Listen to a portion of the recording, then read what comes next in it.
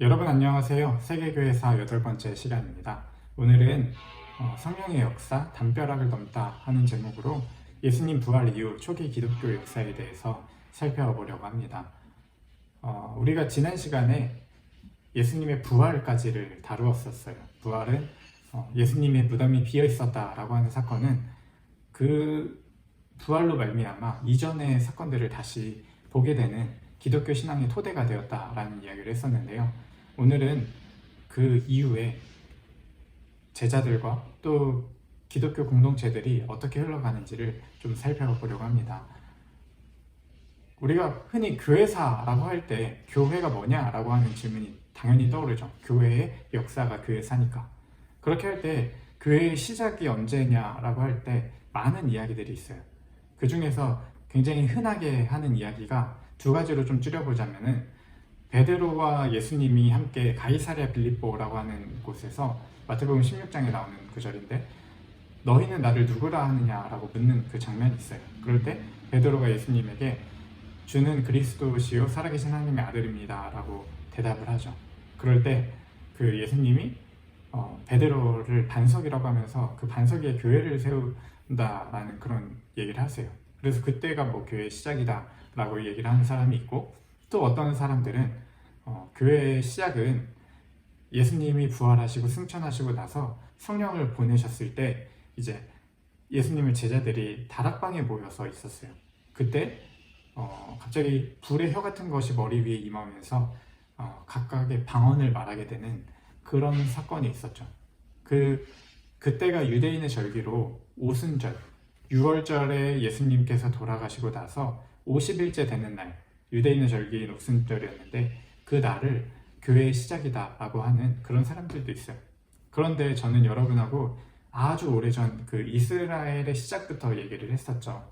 그래서 제가 알아내고 하는 거는 저는 교회의 시작을 그때보다도 교회의 그 정신을 생각해 봤을 때 이스라엘의 평등 공동체를 구성하시는 그 시작점부터가 교회의 시작이라는 생각을 가지고 있어요. 그래서 우리가 이스라엘의 역사를 잠시 좀 아주 빠르게 지나갔지만 3000년 전부터 그렇게 쭉 살펴봤던 것이고요.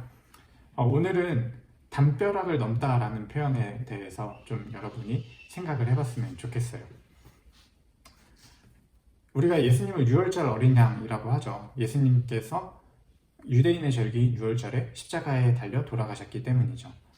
그리고 그것이 구약의 많은 언약의 성취라고 얘기를 해서 6월절에 그 대속의 의미를 담아서 어린 양이라고 표현을 했던 거죠. 그리고 나서 50일이 지난 후에 유대인의 절기인 오순절에 성령께서 이 모여있던 제자들에게 보이는 사건이 있었죠. 그때 이 제자들은 각각의 방언으로 말을 했다라고 했어요. 우리가 그때 이전에 살펴봤던 것처럼 이스라엘은 북이스라엘하고 남유다로 나누어졌었죠. 이 북이스라엘은 기원전 8세기, 그러니까 700년대에 망하게 되었고, 그 다음에 남유다는 기원전 6세기, 그러니까 587년, 586년에 망하게 되었었죠. 이 두 나라가 망하고 나서 당연히 그 이후에 5세기, 4세기, 3세기, 2세기, 1세기는 어떻게 됐을까요? 많은 사람들이 포로로 끌려간 이후에도 전 세계로 흩어졌었죠. 여기서 제가 말하는 전 세계는 지중해를 주변한 그 세계를 말해요. 이렇게 흩어져서 살고 있었는데 우리가 지금 미국에 가가지고 2세대, 3세대들이 있잖아요. 이민을 갔다가 2세대, 3세들이 이 2세, 3세들이 언어를 할 때 당연히 미국의 영어를 모국어로 여기고 한국어를 하면 굉장히 어눌하게 말하는 것처럼 유대인들도 아마 그랬을 거예요. 이 당시에 각자의 각 지방의 언어들이 있었겠죠. 근데 이 지방의 언어들을 알고 있었던 그 흩어진 유대인, 이 흩어진 유대인을 디아스포라라고 하는데, 이 디아스포라 유대인들이 예루살렘에 뭐 살기 위한 목적이든 아니면 잠깐 들렸든지 모여 있었어요. 그러다가 들리는 소리를 들었는데 이게 각자가 속한 지방의 언어를 가지고선 말을 하고 있는 거예요. 그래가지고 이런 고백을 하죠. 저 사람들 갈릴리 사람들 아닌가? 어떻게 우리 말로 이렇게 말을 하지? 라고 했던 거예요. 성령이 임하신 사건, 그 이후에 이 갈릴리 사람들은 무슨 말을 했죠? 각 다른 사람들의 언어를 말했어요. 이게 무슨 사건인가 우리가 조금 더 고민을 해봤으면 좋겠는데요. 상대방의 언어로 말하게 된 사건이에요. 성령이 임하면은 우리가 교회에서도 굉장히 막 교회의 언어를 사용하고 다른 세상들이 이해할 수 없는 그런 우리만의 고집을 피우고 그렇게 하죠.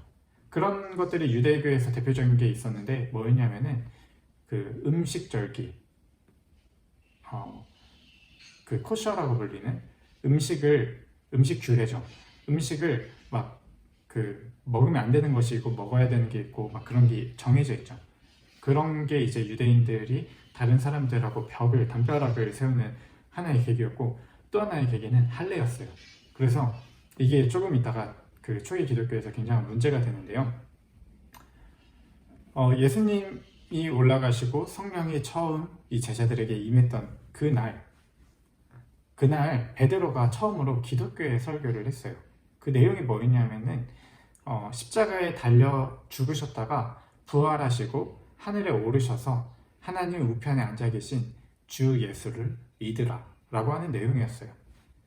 이 새로운 공동체, 새로운 모임에 참여하기 위해서는 사람들이 세례를 받았고요. 그 세례 뒤에는 성령 강림이라고 하는 성령께서 찾아오심이라고 하는 그 개인적인 체험, 경험도 있었던 것이죠. 이게 어떤 이상한 현상이 우리가 막 알아들을 수 없는 언어를 하는 게 아니라 성령이 우리가 개인적으로 체험을 하게 되면은 사랑을 하게 된다는 거죠. 하나님은 사랑이시고 성령은 하나님의 영이기 때문에 성령은 사랑의 영이 되는 것이죠. 이 땅에 다시 오셔서 하나님 나라를 회복시킬 그 주님을 계속해서 날마다 기다리고 그리고 그동안의 제사는 필요에 따라서 공유하고 율법을 지키고 또 성전에 매일 나가고 집마다 이렇게 돌아가면서 떡을 떼고 이게 그 처음에 기독교의 모습이었던 거죠. 유대인하고 그리스도인들이 처음부터 완전히 구별되지는 않았어요. 처음에는 그냥 그리스도를 믿는 사람들은 자기 스스로를 신실한 유대인이라고 생각을 했어요. 계속해서 모세의 율법을 지켰고요. 근데 예수님의 제자들이 하는 설교가 반향을 일으키기 시작했어요. 그리고 따르는 사람들이 점점 많아지니까 반란을 늘 경계하던 집권 세력이 이들을 우려했어요. 그러면서 계속해서 지켜보게 되었죠.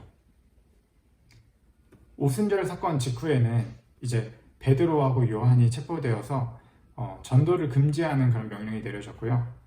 그리고 스데반이라고 하는 사람이 예수님께서 다시 오셔서 성전을 허물어버릴 거다라고 하는 율법을 완전히 폐지할 것이다 라고 하는 그런 설교를 했을 때는 신성모독죄로 고소를 하고 그리고 더 나아가서 돌로 쳐 죽이는 그런 사건이 있었죠.